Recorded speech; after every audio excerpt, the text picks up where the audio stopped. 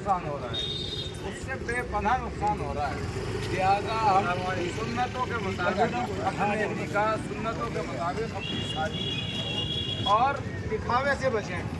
जो जहेज फैलाना, बारात ले जाना, डीजे, आतिशबाजी, बेपर्दगी और रुखसती भी हो सके तो बच्ची की रुखसती घर से हो। ये जो हमारी मस्तूरात बारात घरों में जा रही, उससे बहुत बेपर्दगी हो रही है। क्या हम अपनी मस्तूरात की बेपर्दगी चाहते हैं? ये इज्जत और पर्दा चाहते हैं। हमारी बेटी जो है सोने से ज़्यादा कीमती है। उनकी इज्जत और आबरू की हिफाजत हम सब की जिम्मेदारी है।